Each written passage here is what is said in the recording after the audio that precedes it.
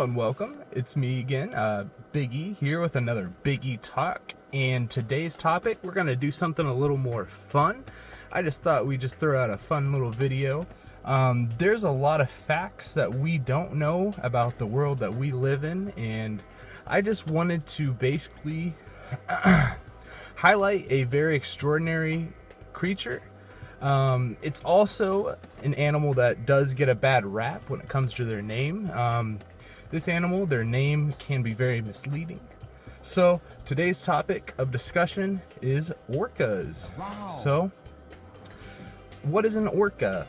So Orcas or Orcinus Orca, the scientific name, that is Latin, and this is a very interesting thing. It actually means god of the underworld, or of the kingdom of death.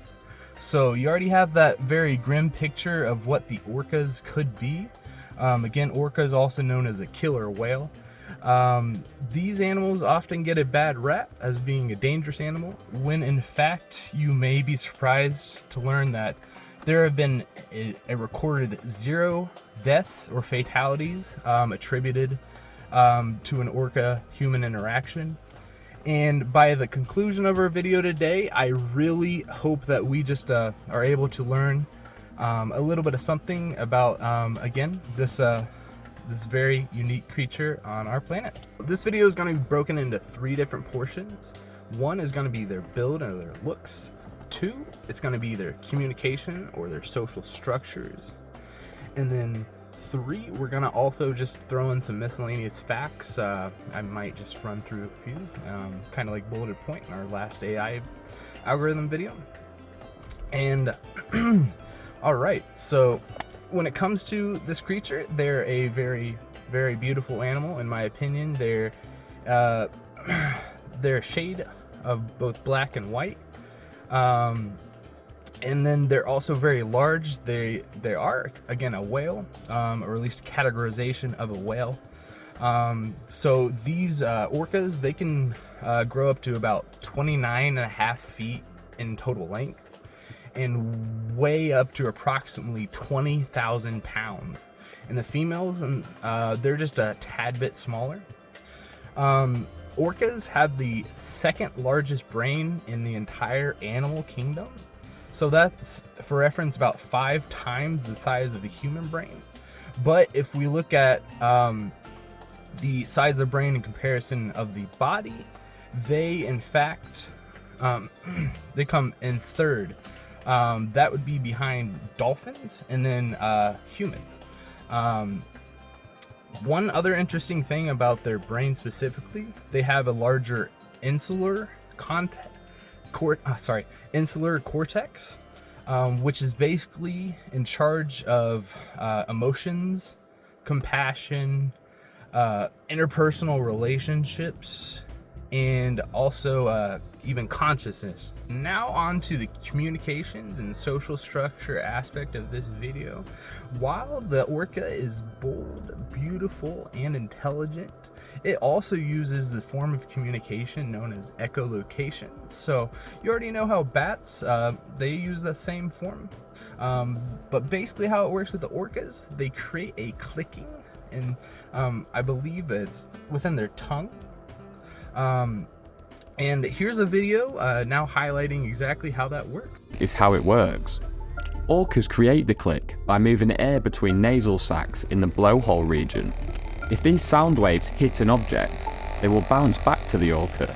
It will pass through a special fatty tissue in their jaw area. From this point, auditory nerves transfer it to the middle ear and then to the brain. At this point, it creates a map of their environment.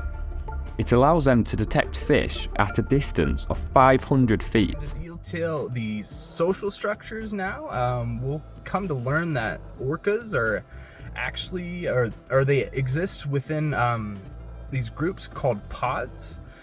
So that can range from anywhere from about 14 to they've seen maximum about a 35 member pod before. So with that, we also want to highlight the differences. There's 2 categorizations of these 2 different pods. basically you're gonna get one half is gonna be transient, and then the other half would be resident pods. So these transient pods, they're more rare. They're smaller groups, so anything less than about 10 members or so.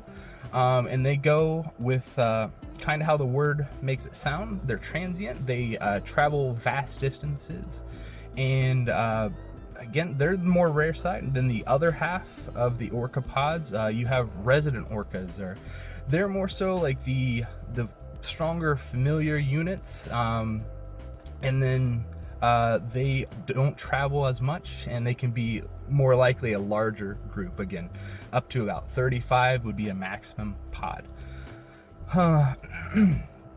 So then we also want to look at the family structures within these pods. You'll come to find that the grandmothers are the most important member within that pod. One thing about that is you get male orcas. They live to much lesser length than female orcas. So males live to 30, while females can live to about 80 years old. So one of the reasons the grandmothers, they become that important member within the pod is because after their childbearing years, which cuts off at about 40 for orcas, they fit a more influential role in the politics of whatever that pod may be. And another thing to know about orcas that is very interesting, with them using their big brains and all, they learn directly from their parents and grandparents, much like a child would learn from their parents or grandparents. So they can be taught such things as how to survive, the things to eat, and just social customs that might exist within that pod. I also wanted to tie something that I had mentioned at the beginning of our video here, about how there have been a total of 0 recorded fatalities between, or an orca causing a death of a human. 0 recorded deaths.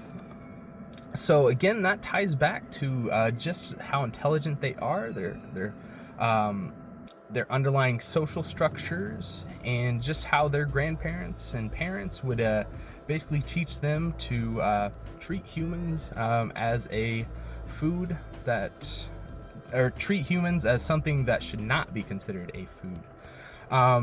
So we come to believe that there is a relationship between orcas and humans where they seem to recognize us as the rulers of the land. You could also argue that some other potential rulers, you could consider bears, or maybe even a Komodo dragon. But that, again, could be up for negotiation. And then, so while they see us as the rulers of the land, they probably proclaim themselves as the rulers of the sea to a degree. Didn't mean for that to rhyme, sorry. So while that can also be up for negotiation, we can look at other animals like dolphins or just regular whales, so like a blue whale or like sperm whale or something like that. Or you could even look at sharks too. Sharks is another interesting topic, or another interesting thing to touch on. Sorry, it's getting really hot in this car. Give myself a little heat stroke again for you guys, but it's all right. So even with sharks, that's not even the apex predator when it comes to just the sea realm. You'll have orcas who actually do these planned, orchestrated attacks on these sharks that can take them down with ease. So basically, even a great white shark would pale in comparison to an orca. And I just wanted to go back a little bit to the echolocation aspect of this. If we look nowadays, we can see that there are researchers that are trying to utilize AI in order to